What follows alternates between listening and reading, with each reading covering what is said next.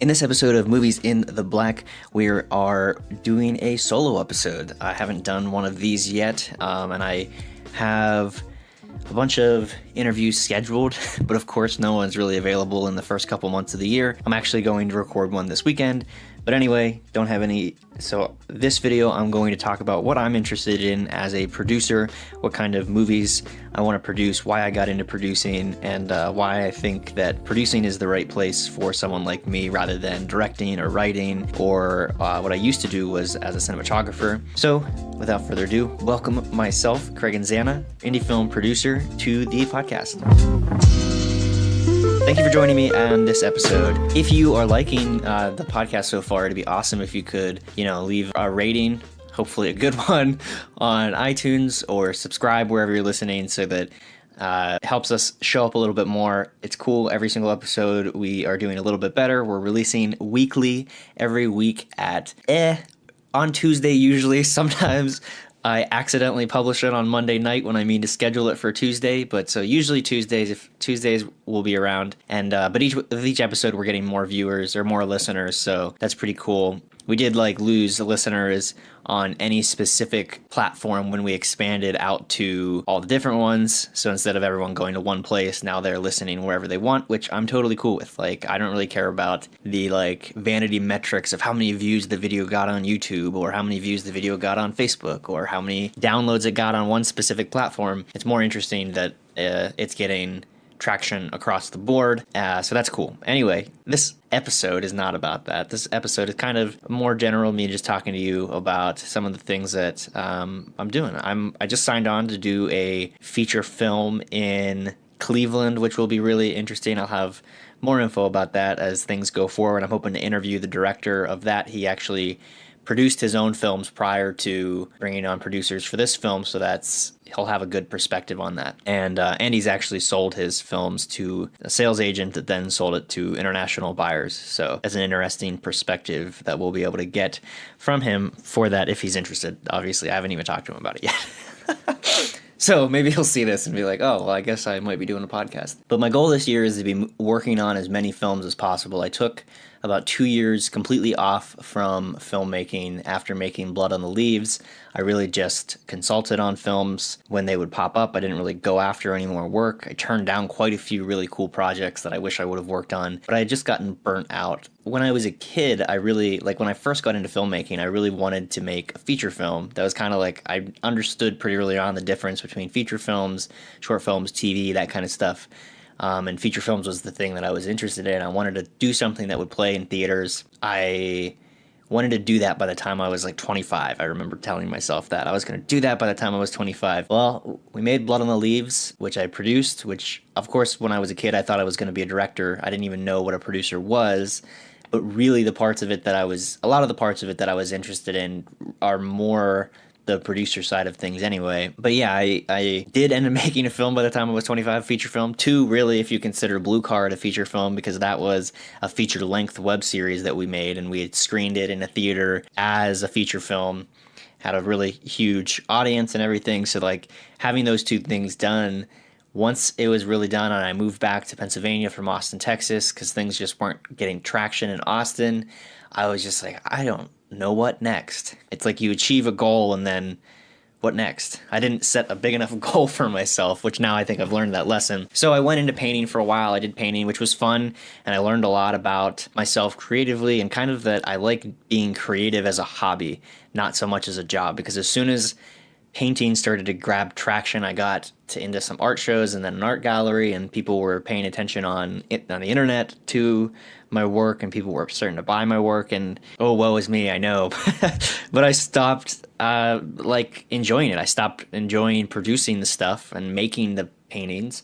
So pretty quickly I realized this is not a business thing for me. I need to step back and make this primarily just a kind of passive side thing that I do when I feel like it. And that's where I am now. Is I stepped back into filmmaking. All of a sudden it started giving me that same excitement that it used to, and specifically focusing just on producing has kind of reminded me of one of the things that I wanted to do back in the day when I first started making filmmaking. I actually found when I first started film school. Actually, I think it was it was the third film school I went to. When I went to Du Bois Business College, studying under Russ Striner and John Russo from Night of the Living Dead, they had us write like what is our goal as filmmakers. And for me, my goal was to eventually own my own production company, distribution studio, and help make films happen for other artists and try to combine different art mediums where possible. So I think the vision I remember having for that was being able to, fund musical artists, to be able to fund directors and filmmakers, and be able to fund painters, artists, muralists, that kind of stuff, all under one roof, one kind of creative agency. And now as I'm saying that, it's like, well, that's a pretty cool idea.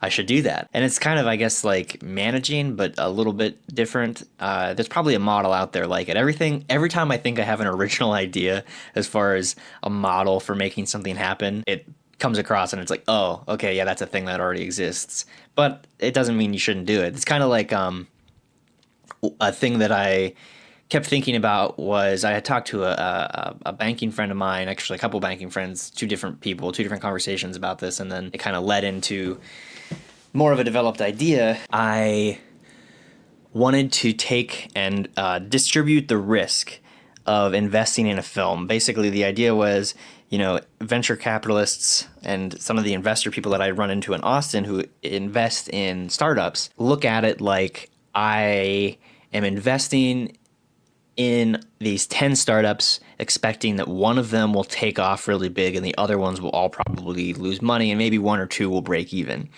But that big one is the one that really makes everything worthwhile. And then obviously it makes them a better investor if they can really vet those 10 businesses and only invest in the ones that are have a better chance of survival, and that makes each of them even more profitable but basically it spreads the risk, so you're not just dumping all your risk into one thing. So I was like, that's awesome, we should do that with films.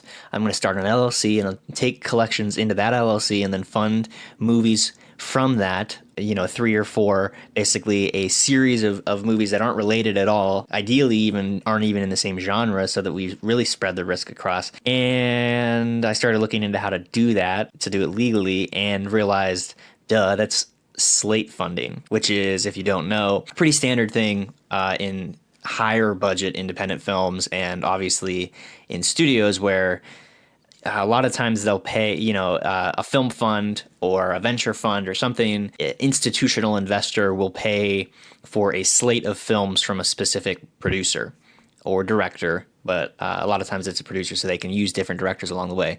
It's kind of like, when you hear so-and-so's studio, like Steven Spielberg Studios, got signed to do like 6 movies with Paramount. That's not a thing, but that's exactly what that is they're paying for a slate of films, knowing that 1 or 2 of them are probably going to bomb, a couple of them are going to break even, and hopefully one of them will really take off. But that doesn't make it less of an interesting thing. And what I find interesting is there's no one really doing that at the micro or like really low budget area. And what I'm interested in is like the sub 100,000 films. Because at the end of the day, and this kind of goes full circle to what I was talking about, at the end of the day, the types of creators I'm interested in supporting and seeing them make their best work are people that are kind of outside of the system, specifically not just because I want to stay outside of the system or there's something inherently wrong with Hollywood or whatever, like, I don't mean that at all. But the thing is, I am very interested in the unique stories and expressions that are being made everywhere else. Our entertainment and our global, or at least national art is very represented by New York and Los Angeles and some of the other big cities. So those cultures are what gets permeated through the cultural landscape, which ends up making a lot of people, you hear this a lot with minorities that, they don't feel represented in Hollywood or in, the stuff that they're watching and seeing on TV and watching and seeing in movies. And it's true. And it's it takes not only, white male directors making movies that have roles for those people, but also it takes making room in the industry for people to direct films about people like them. Making there's a huge push for female directors and female producers and female cinematographers, and I think that's awesome because that allows the female perspective to be much more represented in the industry, and in the type of stuff that we watch. And the same thing with Americans and Hispanic Americans, or Hispanics in general. Like, there's a huge influx of Mexican filmmakers that are doing really well in American cinema, especially over the last decade or so. Whatever minorities they are, and they're obviously, like, I hate the term minority because, in the United States that might be the case, but globally that's not really a thing. And it's, also the same thing with seeing foreign films, that get played here in the United States, no matter where they're from, hearing those stories from those different types of lives. I see the same thing growing up in a rural area and living in a rural area and liking living in a rural area. the portrayals of a small town are so one-dimensional and cliche in mainstream media that it's laughable if you're from. It's a different thing because it's like these communities aren't necessarily being put down because of the way they look or anything like that. It's just a virtue of where they choose to live, which I want to stress is something that people choose to do most of the time. They choose to live in these places, so it's not like I limit how much I feel bad for people that are in rural areas and the job market's horrible and all this stuff. It's like, you could leave, but I get why people don't want to, and sometimes they can't. They have family members here that are sick. I know so many people that live in this area because a family member is sick and they have to be here to take care of them, and they're trapped. They can't leave because of that. So I guess maybe sometimes they can't choose where to live, and that's sad, and it's unfortunate that we don't see those representations in the media. And I'm not saying I just want to represent rural, that's a weird word, small town stories, but I just want to represent stories coming from the people that actually are living those stories, or just voices that are interesting and unique outside of the kind of big city coastal mentalities, because there's so many more voices to be heard and seen in every medium. And I know I started that out by talking about that in terms of minorities, but I don't want that to really have to do anything with race. It's more just about cultural experiences, where you raised, what kind of experiences you have. We all have such unique stories that we could be telling, and the technology is now allowing us to tell it, and that's awesome. So I'm excited at the opportunity to pair up with as many people as possible to make things happen. And eventually, right now, I'm really focusing and drilling down on film producing. But eventually, I would like to branch out a little bit and help musicians and help painters. I know a little bit about both of those industries, so I think there's value I could bring to the table there. And I don't know, there's probably other creative fields too that eventually I could get into, or I could bring other people on and we could all work together on that. So that's kind of where I'm at and where I'm coming from. I think it's always interesting to just kind of look back and see that. And I looking back, and that all started with me talking about the mission statement I had made when I first went to film school, what it was, why I wanted to be a producer. Or a filmmaker. I didn't even have the term producer at that point, but I remember my thesis project where we made a film and then we had to make a presentation about it and what type of work we were going to do when we graduated college. And my main thing was I was going to be a producer. I was going to help other artists get their stuff made by taking care of the logistics and the funding and that kind of thing. And I did that a little bit, and then I just totally lost track of it. So I'm glad I'm back. That's basically what I'm saying. And I'm excited to continue interviewing more people because so far the episodes of this show have been really awesome. Some of the feedback I've gotten has been really cool. I should have brought it up to do this episode, but in a near future episode, I'll do another solo episode, and it'll be less me rambling and more me answering some questions that I've gotten through the email, which is moviesintheblack@gmail.com. And also you could just email craiginzana craigandzana@gmail.com. That's my own thing. Eventually, I might actually just be pushing everything to my own website. I'm revamping that so that it kind of more reflects the fact that I'm not just a artist, I'm not just a online marketer, but I'm also a filmmaker, a remote video editor, and a web designer. Because those are the kind of 5 different fields that I'm interested in focusing on this year. In that order: filmmaking, video editing, web design, marketing, and art is the lowest thing. I still want to paint, but it's not something that I'm particularly interested in trying to make money from. So if you want some questions answered in a future episode, if you've somehow made it through this long of me rambling, thanks for that. Shoot me an email, or, Craig Inzana, CraiginZana at anything. That's on Twitter, Instagram. I think that's how you get to me on LinkedIn. That's where I'm at on YouTube. You can find me on Facebook. I'm the only Craig Inzana in the world. There's a couple different profiles on there that are mine, but I'm the only one. So if you add any of them, I'll find you. But yeah, you can go ahead and shoot any questions you might have about producing or filmmaking in general, and I will answer those in a future episode, which will be fun. If you could record some audio of you asking the question, just pull up the voice memos on your phone and then shoot me a email from there, that would be awesome, because then I can kind of use it instead of just reading it out on the episode. I can play your audio and then have that answered directly from there. I'm also working on a distribution course, a online course, basically taking all of the information that I've learned and use in my distribution consulting and use on my own business plans and things, especially when it relates to micro budget do-it-yourself distribution. There's a little bit in there about sales agents and distributors and getting a deal, that kind of thing. If that's something you're interested in, I just kind of brush over it because it's basically like most people that are going to take this course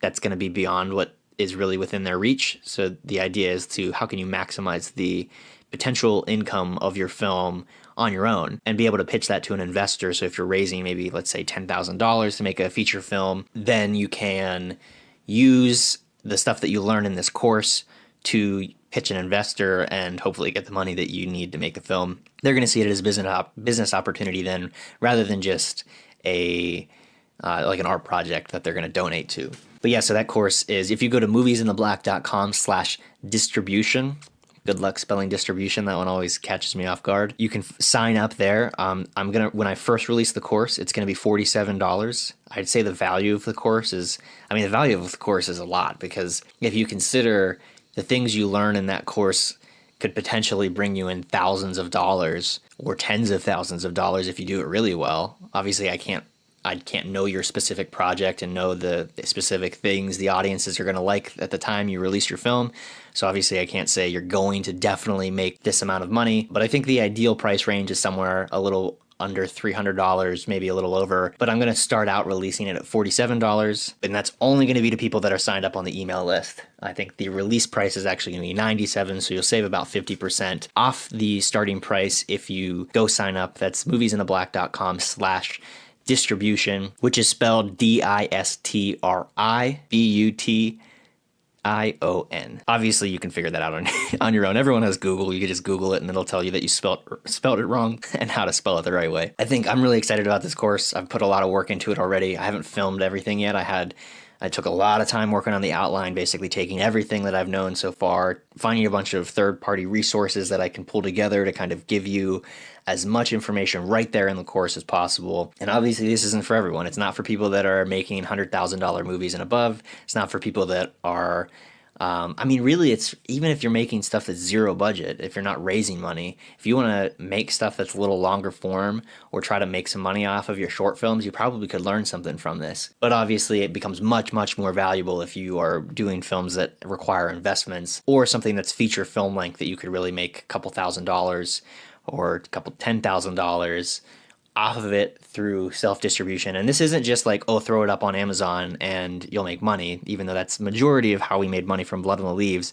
Through some of the other projects I've worked on, some of the stuff I've watched and learned from other film industry people, and some of the mistakes we made with Blood on the Leaves, there's definitely a lot more that goes into a potential release plan to really make some money, which is awesome to know that that's possible. The crazy awesome thing is that people are hungry for content. People are hungry to watch movies, and especially interesting things that are unique. come up with a unique documentary idea, film that for like almost no money, and put it through this distribution course. And like, I just can't wait to get it out there and start seeing people use it, and hopefully make some really interesting case studies that then I can interview them on this podcast and bring them on and talk about how they did it, how they pulled it off. So maybe that could be you. Go to that website again, moviesintheblack.com/distribution. Sign up for the email list. I'm not going to spam you with emails. I'll send you maybe a few every couple weeks just to kind of let you know how it's coming along. I just sent one out. So basically, if you sign up now, you get the whole outline of the course for free. It's just, sign up with your email, and then you can unsubscribe at any point. If you're like, oh, this isn't for me anymore, then you can obviously unsubscribe. It's no big deal. But like I said, you'll get the discounted price to start out with, and you'll be the first group of people to get to take it. And so you'll be able to give me feedback and say like, I want more stuff about this specific topic, or I don't really get this piece, like maybe explain this further, and I'll kind of redo some of the videos and redo some of the stuff so that it makes sense for everyone, because obviously it's hard for me because I'm at the place I am. I'm trying to always think about, if I were talking to someone that was where I was like 6 years ago, what would I tell them?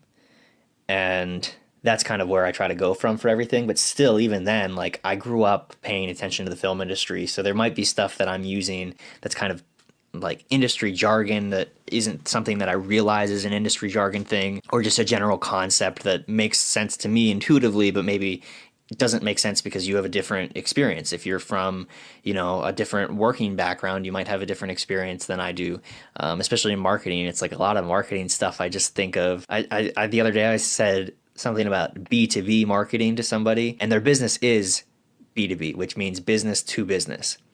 Versus B2C, which is business to consumer. But I said B2B, and the person was like, what? And I was like, oh, that's marketing speak. And they were like, oh, okay. But so I don't even notice I'm doing it sometimes. I think I'm not as bad at doing it as some people, but we'll see. Anyway, that's exciting. That'll be coming soon. I'm also... On my wall behind me here, I have what started out as 50 note cards taped to my wall under different categories. Now it's probably close to 100. But I'm basically just making a ton of YouTube videos. So if you don't follow me on YouTube, go check out Craig Inzana. It's just one word on YouTube, and I'm making a ton of filmmaking content over there. I think I'm like 5 videos in. I have a bunch of old videos on there too, but I'm like 5 videos in. And I basically just brain dumped everything that I know anything about, which obviously isn't everything. It's a tiny sliver of what I hope to know by the end of like the next couple of years. But everything that I know up until this point, basically I'm sharing on that YouTube channel for free, and just dumping it out in kind of a random, here's one topic, here's another topic, here's another topic. Some of them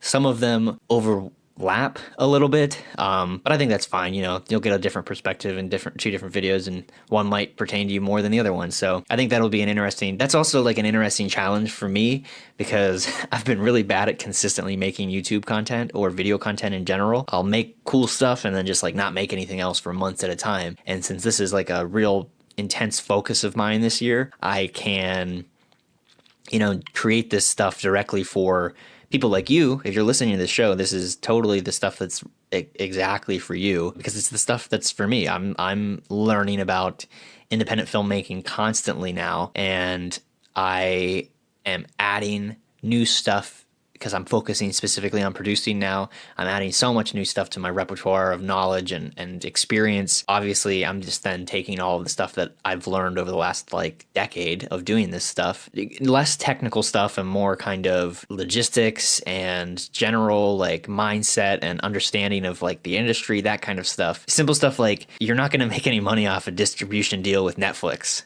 And I explained that all in one video. I've been trying to get this one guy on the podcast who got their movie onto Netflix, and it's a really good movie, and they haven't made their money back yet, which is, that's the story you literally always hear when people release something on Netflix. Very few people, unless they get it as a Netflix original, end up making money off of a Netflix deal. And Netflix is notorious for not giving you any kind of information about how it does. Basically, they come back to you after the licensing agreement is up, and they say whether they want it back or not. But so I have a video that explains that a little more in detail from the people that I know that have gotten Netflix deals and gotten their stuff onto Netflix, what their experience has been. And obviously, like I said, I'm going to try to interview someone on this show in the future about that. We're coming to the end of the episode here. If you have any questions, like I said before, if you have any questions that you'd like me to answer on a future episode, so I'm not just rambling for a half hour to myself. I think some of this was good stuff, I appreciate you listening. I appreciate sitting here in your car with you, or at your desk at work while you're typing away, or wherever you are. Appreciate this me and you time. But yeah, I'd love to hear from you and hear some questions that you might have. What are some of the biggest things that you're trying to figure out as a filmmaker? And let me play detective and figure that out for you. This episode's going to come in a little bit short, and that's all right. Thank you for listening.